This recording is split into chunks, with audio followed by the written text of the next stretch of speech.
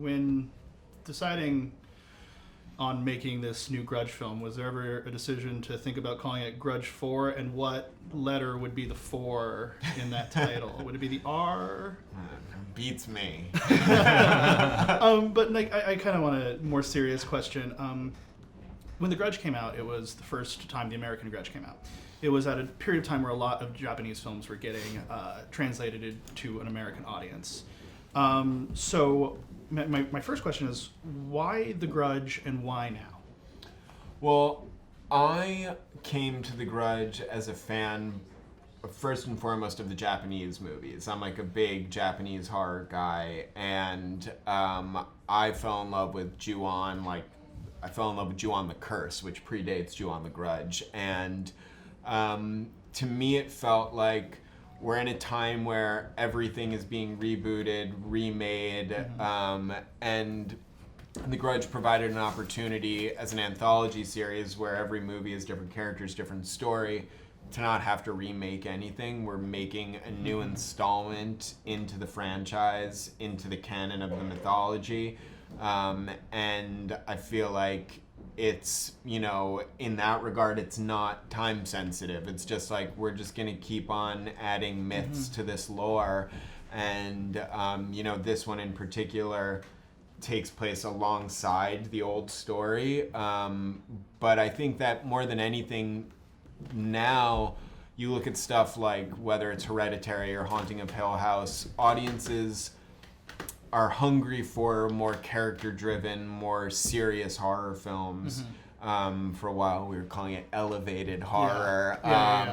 But I think that, now in the genre, it's this awesome way of sort of Trojan horsing, like, more intense adult subject matter into a movie.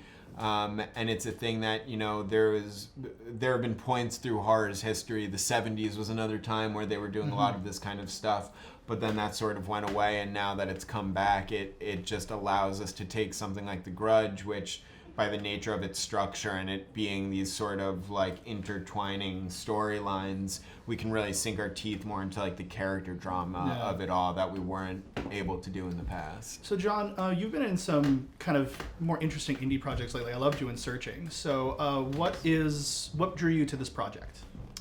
Characters, the ability to do stuff that I wasn't seeing in cinema right now in America. To be part of a really great cast, and to tackle subjects that are uncommon. I mean, but are common in real life, but are uncommon in cinema. So it was just the character and the plot or the circumstance for me.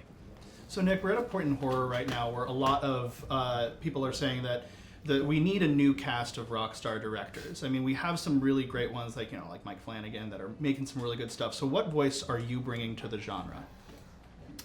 I mean, I think that, I come with my own unique set of weirdness. I think that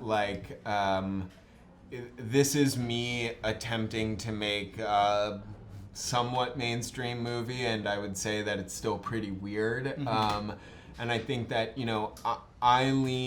my horror taste lies in like Korean and Japanese horror, but then also like 70s American horror. And I think first and foremost, I'm a film buff, and I'm a thief. I steal from everything, and it's Tarantino talking about Takashi Miike turned me on to onto Japanese horror, and I think that I always think of myself as like a very referential filmmaker. And even though this is The Grudge, there's a lot of like George C. Scott's The Changeling in there, and there's a lot of there's moments of Miike, and so even though it's a franchise that has a lot of history, I'm sort of bringing all my other references in.